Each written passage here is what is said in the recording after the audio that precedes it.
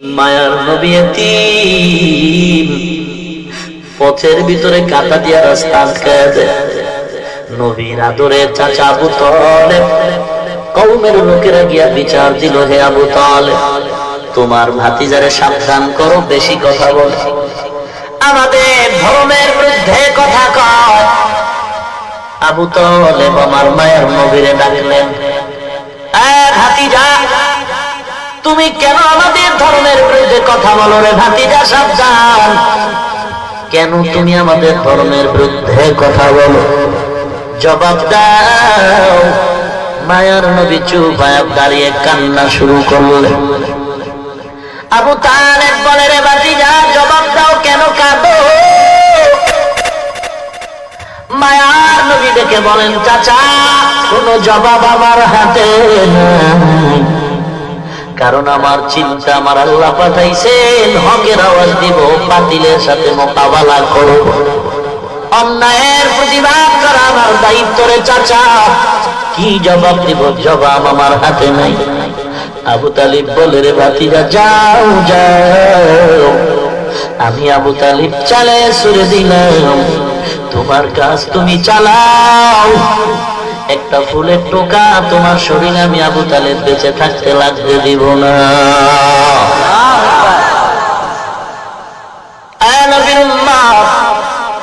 আল্লাহর নবী বলেন, হে উম্মত, দুটো জিনিস আমি তোমাদের মাঝে রেখে গেলাম, ভালো করে ধরো, যদি ধরে রাখতে পারো কোনো ভয় নাই, কোনো চিন্তা নাই, মুনাফিকের দল তোমার ঈমান কেড়ে নিতে পারবে না। এক নাম্বার, দুই নাম্বার, দুটো জিনিস ভালো করে খেয়াল করেন।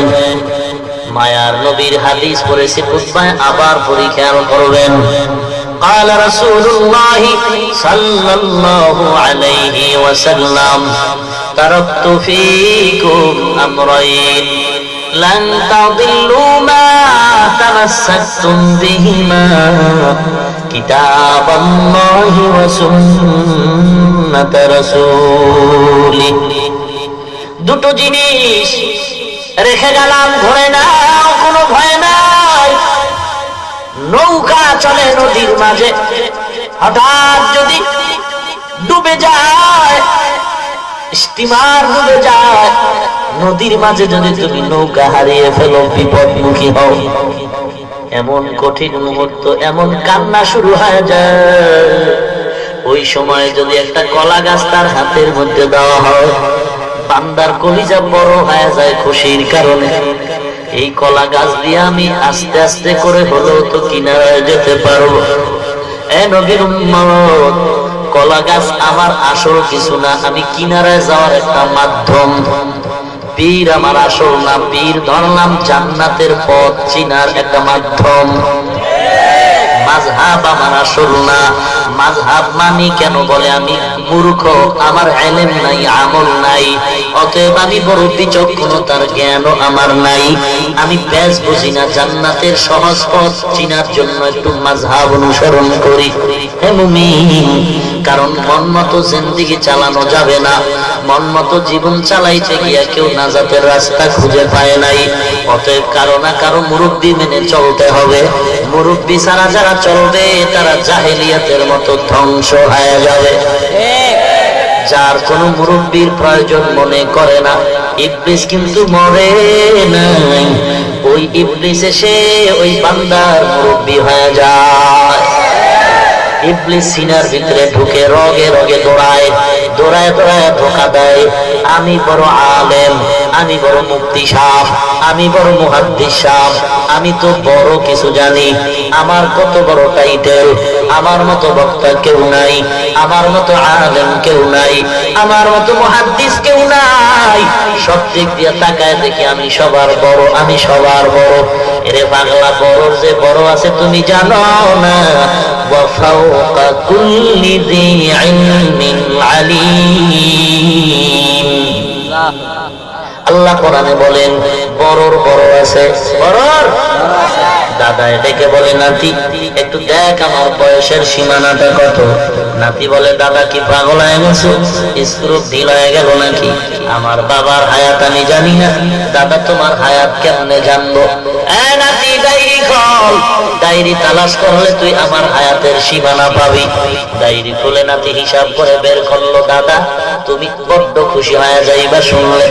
বয়স কত হে নাতি আমার? বলে, আমার বয়স 100 উপরে চলে গেল। দাদায় বড্ড খুশি হয়ে বলে, তাহলে জমিনের মধ্যে তো আমার থেকে বড় কেউ নাই, আমি তো বিশ্ব বরেণ্য আশিক রাসূল সুফি সম্রাট, তাহলে আমার মতো আর বড় আছে গেলে? এখন দুনিয়াতে ঘুইরা একটু নাতি পুতিরে দেখা নেই, আমার সবাই ছোট, আমার মতো বড় কেউ নাই। চল নাতি চল। নাতির হাতটা ধরছে এক হাত দিয়া, আর এক হাতে একটা বেতের লাঠি নিয়ে দাদায় পায়চারি করতেছে, হাঁটতেছে, গ্রাম ঘুরতেছে, আমার মতো বড় কেউ নাই। অতএব যারে দেখ উল্টা পাল্টা তারই আমার ভক্ত বানানো। হাঁটতে হাঁটতে মারেফতের খানকা বটগাছ তলায় হাজির। কিসের খানকা? মারেফতের খানকা। বলে কেন? বলে বটগাছে যেমন জ্বর, মারেফতওয়ালাদের চুলের ভিতরেও তেমন জ্বর। আর অধিকাংশ বটগাছের গোড়ায় আসর মিলায় ডেক বয়, লাল শালু বিন্দায়। কথা বলেন না কেন? দাদা নাতির নিয়ে বটগাছ তলা মারেফতের খানকায় গিয়ে দেখে রেড সিগন্যাল।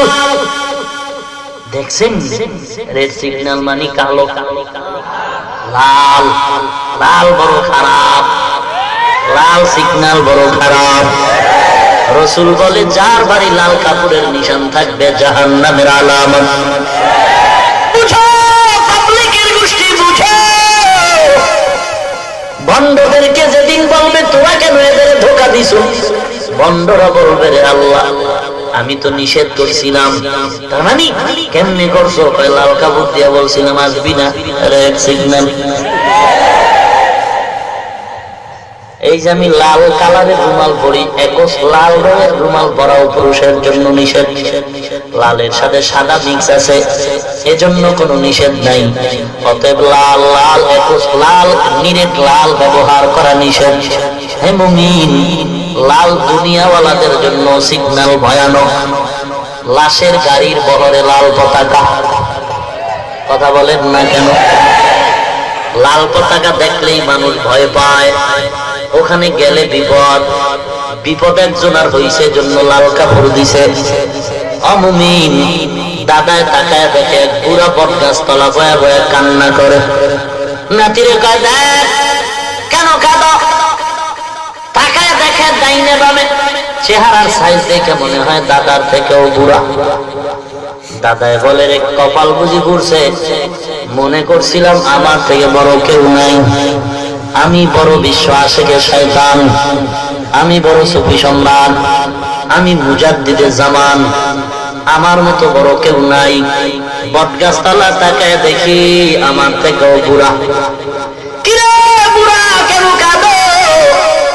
বুড়া বলে, কান্দি এমনে না, বাবায় জনমের মতো মাইর দিছে। নাতি কই, তুই কই শুনছ? এই বুড়ো নাকি বাপ আছে, কপাল বড় খারাপ। এইবার বাবারে না দেখা মরবো না। মনে করছিলাম জঙ্গলে বাঘ নাই, সিংহ নাই, মনে করেছিলাম জঙ্গলে বাঘ নাই, সিংহের গর্জনে ঢুকতেই পারতাম না জঙ্গলে। এমন না, সিংহের গর্জন দিয়েছিলেন শাইখুল হাদিস আল্লামা আজিজুল হক রাহমাতুল্লাহ আলাইহি।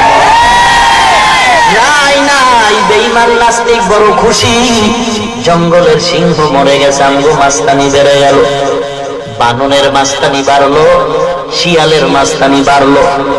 কয় না, তুই সাবধান হয়ে যা, সিংহর গর্জন তুই শুনো না, এখনো তুই তার পাও নাই, জঙ্গলে বুঝি কেউ নাই, কেউ নাই, সামনে আগা।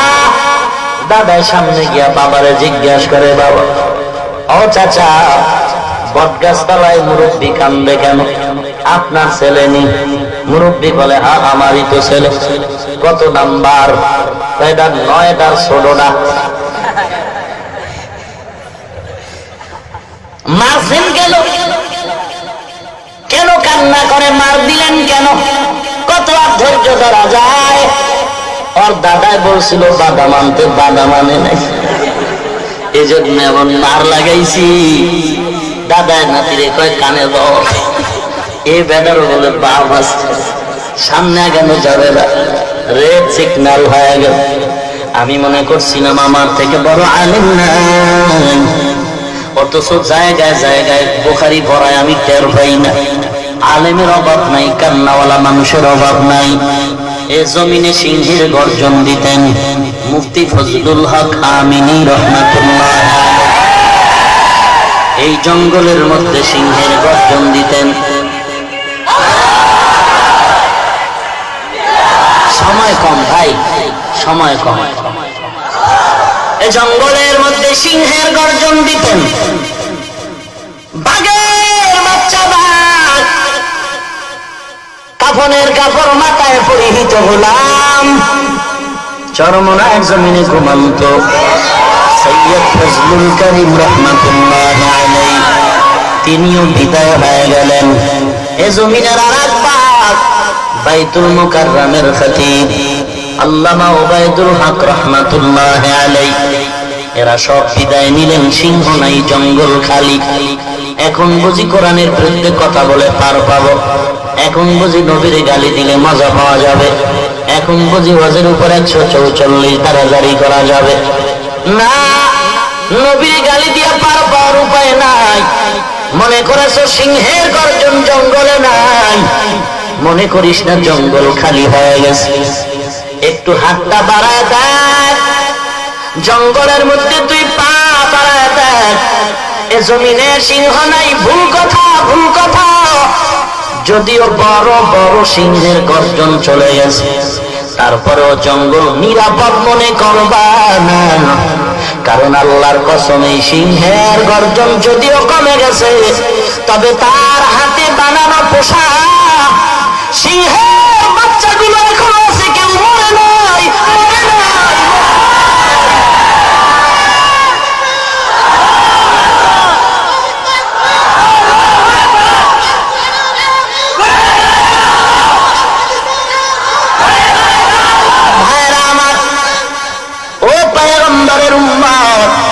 এ জঙ্গল নিরাপদ মনে করা যাবে না।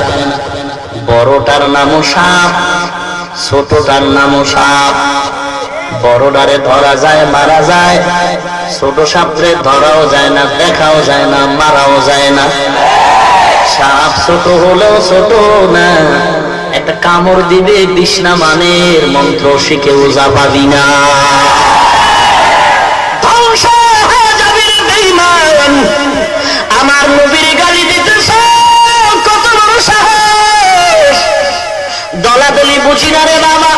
আমি কোন পীরের দালালি করার জন্য ময়দানে ঘুরি না, আমি কোন দলের দালালি করার জন্য ময়দানে ঘুরি না রে বাবা। তুমি যে দলের লোক হও না কেন, সেজদাওয়ালা নবীর উম্মত যদি দাবি করো, তোমার পায়ে হাত দিন আমার জবাব দাও। প্রধানমন্ত্রীর বিরুদ্ধে কথা বলল, বিচার হলো 100 বার হবে, 100 বার একমত। কারণ মুসলমানের জবানে অস্বাধীন কথা আসতেই পারে না। 100 বার বিচার হবে।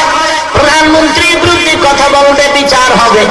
তবে ভাই, তুমি আওয়ামী লীগ করো, যে কোনো দল করো না, মুমিন ভাই, তুমিও সেজদা দাও, আমার নবীর উম্মত দাবি করো। বলো, নবীর উম্মত সব অপরাধীদের বিচার হয়। যেই বেঈমান বলল আমার নবীর দাড়ি ছাগলের দাড়ির মতো ছিল, যে বেঈমান বলল মদিনাওয়ালা নবী সন্ত্রাসী নবী, একটু জবাব দাও।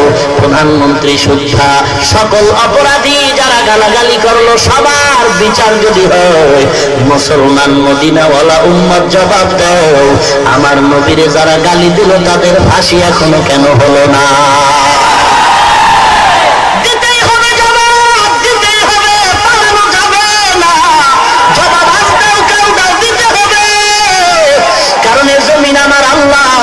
আমরা কারো কালাম না, কারো গোলাম না, কারো দুশ্মন না। ইমানের দাবি নিয়ে কথা বলি, কোন পক্ষ বিপক্ষ বুঝি না। আমার নবীর গালি দেবে সহ্য করা যায় না। এ নবীর উম্মত যে নবীর জীবনে দেখি নাই, টুপি মাথায় দিলাম, দাড়ি রাখলাম, জামা পরলাম, কত গালি শুনলাম, তারপর টুপি ফালাই নাই, জামা ফালাই নাই, দাড়ি কাটলাম না, মিথ্যা বলি না, রসুলের মহব্বতে জিন্দেগি চালাই। যদিও চাকরি নাই, সার্টিফিকেট নাই, আল্লাহর মহব্বতে চলতেছি রসুলের তরিকা মেনে। ও নবীর উম্মত, এরপর আমরা বেজার না, এত কষ্ট করে নবীর আদর্শ বাস্তবায়নের চেষ্টা করি, অতএব কিছুই বিনিময় পাইলাম না দুনিয়ার ভেতরে। এরপরও যদি আমাকে গালি দাও সহ্য করে নেব, আমার বাবারে গালি দাও মেনে নেওয়া যাবে, তবে রসুলের কথা বলবা জীবন থাকতে কখনো মেনে নিতে পারি না। ভাইরা আমার, রসুল বলেন দুটো জিনিস রেখে গেলাম, দুটো জিনিস। তারাকতু ফীকুম আমরাইন লান তাদিল্লু মা তামাসসাকতুম বিহিমা কিতাবাল্লাহি ওয়া সুন্নাত রাসূলি। রসুল বলেন দুটো জিনিস রেখে গেলাম, খেয়াল করেন। দুটো জিনিসের একটা হলো কিতাব আল্লাহ, আল্লাহ তাআলার কিতাব কোরআন। এক নম্বরে কথা বলেন না কেন, জিহ্বাটা নাড়ায় বলেন কি? আর কোরআন, আর জোরে বলেন। এক নম্বরে কোরআন, দুই নম্বরে কথা বলেন না কেন, এক নম্বরে জিহ্বা নাড়ায় বলেন, দুই নম্বরে আর জোরে বলেন। এক দল বলে হাদিস, আর এক দল বলে সুন্নাত। রসুল কি বলেন? কিতাব আল্লাহ ওয়া সুন্নাত রাসূলি। এক নম্বরে কিতাব আল্লাহ, আল্লাহর কিতাব কুরআন, দুই নম্বরে পয়গম্বরের সুন্নাত। প্রশ্ন হতে পারে হাদিস কেন বলেন নাই, সুন্নাত বলছেন, হাদিস কেন বলেন নাই? এক নম্বর জবাব, হাদিস না বলার কারণ হলো কোরআন এমন একটা কিতাব, কোরআন বললে হাদিস বলার কোনো প্রয়োজন নাই, কারণ হাদিস শরীফ ভিন্ন কিছু না। পয়গম্বরের হাদিস হলো কোরআন শরীফেরই ব্যাখ্যা। এজন্য তাকায় দেখেন বেঈমান নাস্তিকের দলেরা কোনদিন বলে না হাদিস বন্ধ করো, হাদিস বন্ধ করো, হাদিস বন্ধ করে দাও। সমস্ত দুনিয়ার বেঈমান স্লোগান দেয় কোরআন বন্ধ করে দাও, কোরআনের মাদ্রাসায় তালা দাও, কোরআনের ওয়াজে তালা দাও, বক্তার জিহ্বায় তালা লাগাও, কোরআন বন্ধ করো, কোরআন বন্ধ করো, হাদিস বন্ধ করো বলে না, শুধু একটাই বলে কোরআন বন্ধ করে দাও। কারণ বেঈমানের বাচ্চারাও ভালো করে জানে আল্লাহর কোরআন যদি বন্ধ হয়ে যায় অটোমেটিক হাদিসও বন্ধ হয়ে যাবে। দুই নাম্বার কারণ হাদিস না বলে সুন্নতে রাসূল বলার। দুই নাম্বার কারণ হলো হাদিস সমর্থন করা যায়, বাস্তবায়ন করা যায় না। হাদিস মানা যায়, আমল করা যায় না। আমল করতে হলে, বাস্তবায়ন করতে হলে লাগবে নবীর আদর্শের দাড়ি, টুপি, নামাজ, সুন্নাত। হাদিস বাস্তবায়ন করা যাবে না।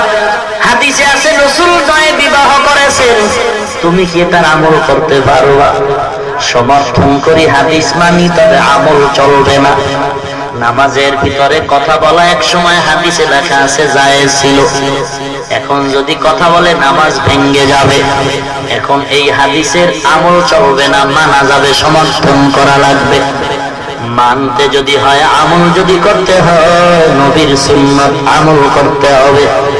নবীর উম্মত, সমস্ত হাদিস সমর্থন করা যাবে, বাস্তবায়ন করা যাবে না। বাস্তবায়নের জন্য হলো সুন্নতে রাসূল। আল্লাহ পাক বলেন, আমার নবীর ভালোবাসার উম্মত ভালো করে শুনে নাও, গোটা দুনিয়াটা ভালোবাসার চাদরে ঢাকা। এমন কোন পাগল নাই ভালোবাসার ভেতরে ঢুকে নাই। দুনিয়ার সব পাগলের গোষ্ঠী, এমন কেউ নাই পাগল নাই। সব পাগল, সব পাগলের দল। কেউ ক্ষমতার চেয়ারের পাগল, কেউ দাড়ির পাগল, কেউ গাড়ির পাগল, কেউ বাড়ির পাগল, কেউ টাকার পাগল, কেউ ক্ষমতার পাগল, কেউ সম্মানের পাগল, কেউ সৌন্দর্যের পাগল। আর একদল পাগল হলো তারা একমাত্র আল্লাহ এবং নবীর পাগল। এই পাগলের ভিতরে কিছু ভেজাল। বিড়ি টেনে ঠোঁটগুলো পাতিলার তলির মতো কালো করে ফেলল, গাঞ্জা খাইয়া চেহারাটা বান্দরের মতো বানাইল। সে দাবি করে আমি আশিকে রাসূল। আর এক বান্দা পাগড়ি টুপি না সোয়াকার দস্তরখান লম্বা জামা নিয়ে চলে, সেও দাবি করে আমি আশিকে রাসূল। বলো হে মুমিন, নবীর ভালোবাসার আশিক দুজন সমান নাকি? কেমনে বুঝবা? পাগলামি তো ভেজাল লেগে গেল। সবাই দাবি করে আমরা নবীর পাগল, এখন কে আসল কে নকল চিনার কোনো উপায় নাই। বলে বাইতুল মুকাররমের কেচে গেটের ভিতরে স্বর্ণের দোকান, এক ভরি কিনতে গেলে 1 লক্ষ টাকার সাহস লাগবে। রিকশাওয়ালা টাকায় খালি আফসোস করে কপালে স্বর্ণ নাই। বিবির একটা বালা দিব, মেয়েটারে বিয়ায় কানের ফুল দিব, পারলো না। হঠাৎ চিন্তা করে রিকশাওয়ালা বাড়ি গেল। পরের দিন সকাল 10টায় বাড়ির নিচে চিল্লায় কয়, কে রে তুমি? কে তুমি? কে তুমি? আসো। গলার একটা চেইন, নাকের ফুল, কানের দুল, হাতের চুড়ি মাত্র 300 টাকা পুরানা। স্বর্ণ স্বর্ণ স্বর্ণ। রিকশাওয়ালার মাথা গরম। 1 লাখ টাকার ধাক্কা এক বলি, তুমি সব দাও 300 টাকায় ব্যাপার। ব্যাপার ব্যাপার বুঝি না, দেখ তাজা স্বর্ণ। চুরি নিয়ে একটা ঘষা মার, কালার ভিন্ন হবে না। ব্যাপারটা কি? ব্যাপার বোঝো না, ভিতরে ভেজাল। এটা সিটি গোল্ড বাইতুল মুকাররমের তা আসল স্বর্ণ। চিনবা কি করে ভাই? চিনতে হলে কষ্টি পাথর হাতের মধ্যে নাও। যে কেউ কষ্টি পাথর নিলেও বুঝতে পারা যায় না। কষ্টি পাথরের অভিজ্ঞ লোক লাগবে। হে মুমিন, সবাই তো আশিক রাসূল দাবি করে, মিলাদের টান তো আসতে দেয় না, জোরে দেয়। কে নকল কে আসল কেমনে বুঝবা? টুপিও মাথায় দেয়, দাড়িও কম বেশি রাখতেছে। বোঝার জন্য আমার নবীর কষ্টি পাথর দিয়ে গেলেন। 1 নম্বরে হলো কোরআন, 2 নম্বরে হলো সুন্নাত। কে আসল কে নকল প্রমাণ হবে সুন্নতের মাধ্যমে। কারণ বান্দার জীবনে এমন কোনো কথা নাই, কাজ নাই, যেই কাজের ভেতরে নবীর তরিকা নাই। আঙ্গুলের নখ কেমনে কাটবা সেখানেও সুন্নাত, কেমনে তুমি চুল কাটবা, চুল লম্বা করবা সেখানেও পয়গম্বরের সুন্নাত, কেমন করে জুতা পরবা সেখানেও নবীর সুন্নাত, কেমন করে তুমি জামা পরবা, কেমন করে খুলবা সেখানেও নবীর সুন্নাত। এ মুমিন ভাই, যারা নবীর সুন্নাত মানে তারা নবী মানে তারা জান্নাত পাবে। যারা নবীর সুন্নাত মানে না তারা সুন্নি হবে দূরের কথা, মুসলমান হইল কিনা তদন্ত করা দরকার। हमसिराते मुस्तफा दर तमामी हाले उकुम इत्तिबा सुन्नते खैर बशर गिरे लाजिम ताबोया भी पेशा। हे पैगंबर उम्मत रे जानाए देन, कुल इन कुंतुम तुहिब्बुनाल्लाह, যদি আল্লাহকে ভালোবাসতে চাও মদিনাওয়ালা উম্মত, ফাত্তাবিউনি ইউহিব্বুকুমুল্লাহ, আল্লাহকে যদি ভালোবাসতে চাও তাহলে নবীকে, কথা কয় না, আল্লাহকে যদি ভালোবাসতে চাও নবীকে, কথা বলেন। আসলে এই আয়াতে নবীকে ভালোবাসো কথাটা নাই, ভালো করে খেয়াল করেন। নবীকে ভালোবাসে কথাটা নাই, বরং এখানে আছে আল্লাহকে যদি ভালোবাসতে চাও ফাত্তাবিউনি, নবীর আনুগত্য করো। বলে ভালোবাসার আনুগত্যে কি ব্যবধান? আসমান ও জমিনের ব্যবধান। উঠে খা, ঔষধে ধরতেছে। আল্লাহ হেদায়েত দান করুন, আমিন। কোথায় যাবা এ দুনিয়া ছাড়িয়া, কোথায় যাইবা ভাগিয়া, এ দুনিয়া ছাড়িয়া কোথায় যাইবা ভাগিয়া, মরণ তোমায় লইবে ঘিরি যতই কর বাহানা, মরণ তোমায় লইবে ঘিরি যতই কর বাহানা, চিন্তা করে দেখো না কবরে কি যাইবা না, যেই কবরে আল্লাহ সারা বন্ধু কেহ থাকবে না, চিন্তা করে দেখো না কবরে কি যাইবা না, চিন্তা করে দেখো না কবরে কি যাইবা না। ভাইরা আমার আরেকটু না দোয়া করে দিব, আল্লাহ কবুল করুন, আমিন। আরো জোরে বলেন আমিন। আর 10 মিনিটে দোয়া করে ফেলবো রে ভাই, বেশি না, এই কথা কম কম থামবেন না।